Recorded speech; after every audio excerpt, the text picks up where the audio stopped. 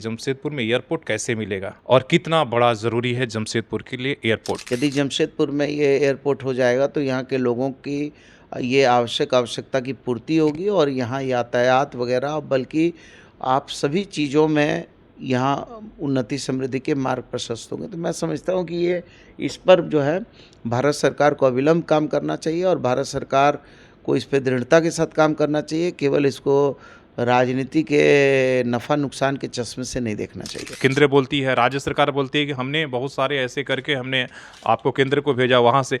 इन दोनों के बीच में जो यहाँ के आम आदमी है वो पीस रहे हैं। ज़मीन वगैरह सारी चीज़ें हैं और मैं खुद भी उसका भौतिक मैं निरीक्षण कर चुका हूँ और उसमें बहुत अच्छी मजबूत चीज़ें, तो वो सीधे सीधे बंगाल, उड़ीसा और झारखंड को प्रभावित करेगा। तो निश्चित तौर पर इसको इस कमी खामी को पूरी करते हुए तुरंत इसका कार्य चालू करना चाहिए। एयरपोर्ट में उसी जिद और एक ही ज़रूरत है, तो क्या बन्ना गुप्ता जी उसको लेकर पहल करेंगे? संवैधानिक पद पे तो अभी नहीं हूँ, लेकिन फिर भी मैं एक यहाँ का नागरिक हूँ, स्थानीय नागरिक हूँ और जिस तरीके से एयरपोर्ट बनेगा तो हर नागरिक को इससे सुविधा होगी, मुझे भी सुविधा होगी। मैं तो ये माननीय सांसद से भी कहूँगा कि एक उनको कोर कमेटी बनानी चाहिए और जहाँ भी उनको दिक्कत आ रही है या केंद्र को दिक्कत आ रही है कोऑर्डिनेशन में, तो एक कोऑर्डिनेशन कमेटी अच्छे लोगों की, वैसे लोगों की बने जो लोग संवैधानिक पद पे रहे हैं। तो एक ऐसा फोरम बने जो फोरम जो है, यदि माननीय मुख्यमंत्री जी से कुछ बात करना है तो फोरम बात करे, एविएशन डिपार्टमेंट से के मंत्री से बात करना है तो करे।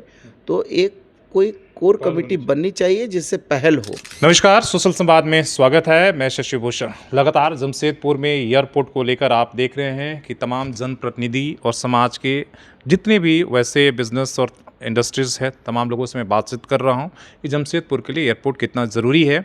जो पिछले 7 साल पहले जिस एयरपोर्ट का शिलान्यास हुआ था, आखिर क्यों नहीं उस पर अब तक काम शुरू हो पाया, जो भी अटकलें हैं उन पर तमाम चीज़ों से बात करेंगे। हमारे साथ जो है पूर्व स्वास्थ्य मंत्री बन्ना गुप्ता जी हैं और शहर के विकास में इनका एक बड़ा योगदान है। आप समझते ही हैं कि जमशेदपुर में जो मानगो का फ्लाईओवर बन रहा है वो इनके कार्यकाल में, और इन्होंने अपने जिद पर उस फ्लाईओवर को धरती पर उतारा है। तो बात अब एयरपोर्ट की है और उस जिद की ज़रूरत है ताकि एयरपोर्ट यहाँ पर बने, इसलिए कि तमाम केवल वादे हो रहे हैं। दो सरकारें बदल गई, 2019 2024 सांसद की और केंद्र और राज्य दोनों में एक तरह से सरकारें बदली, लेकिन स्थिति नहीं बदला। तो सवाल यही है कि जमशेदपुर में एयरपोर्ट कैसे मिलेगा और कितना बड़ा ज़रूरी है जमशेदपुर के लिए एयरपोर्ट। देखिए, किसी भी राज्य की उन्नति और समृद्धि का मार्ग प्रशस्त करने के लिए यातायात व्यवस्था सुदृढ़ होनी चाहिए।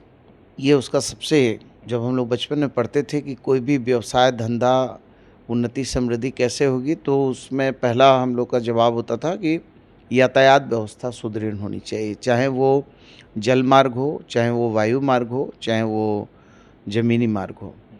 और धालबुमगढ़ एयरपोर्ट की मांग बहुत पुरानी मांग है, बहुत लोगों की ये आशा आकांक्षा का प्रतीक है। बल्कि मैं ये कहूँगा कि जमशेदपुर जैसा मिनी इंडिया जिसमें सभी जात धर्म के लोग और उन्नति और समृद्धि के साथ रहते हैं, यहाँ की ये आवश्यकता नहीं है, ये आवश्यक आवश्यकता है।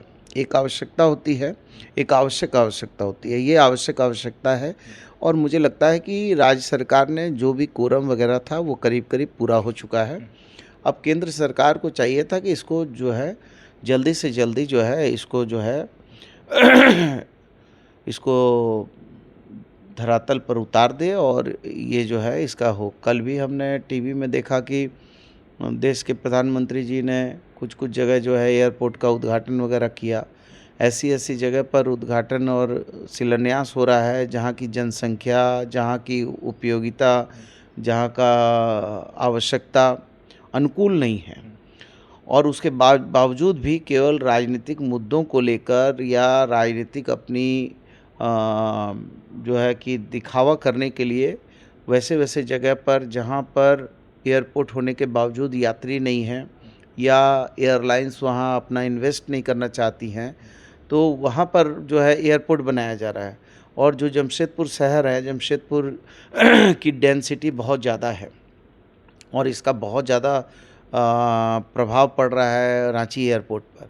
यदि जमशेदपुर में ये एयरपोर्ट हो जाएगा तो यहाँ के लोगों की ये आवश्यकता की पूर्ति होगी और यहाँ यातायात वगैरह बल्कि आप सभी चीज़ों में यहाँ उन्नति समृद्धि के मार्ग प्रशस्त होंगे। तो मैं समझता हूँ कि ये इस पर जो है भारत सरकार को अविलंब काम करना चाहिए और भारत सरकार को इस पे दृढ़ता के साथ काम करना चाहिए। केवल इसको राजनीति के नफ़ा नुकसान के चश्मे से नहीं देखना चाहिए। दिक्कत ये है कि लगातार केंद्र और राज्य के बीच में पत्राचार हो रहे हैं और जब भी दोनों तरफ से सवाल पूछा जाता है तो एक दूसरे पर कि भाई देखिए अभी राज्य ने हमें जो ज़मीन पर क्लियरेंस है, जो आम सर्वे होना है चाहे ज़मीन का ट्रांसफ़र होना है वो नहीं हो रहा है, नहीं हुआ। दूसरी तरफ ये केंद्र बोलती है, राज्य सरकार बोलती है कि हमने बहुत सारे ऐसे करके हमने आपको केंद्र को भेजा वहाँ से।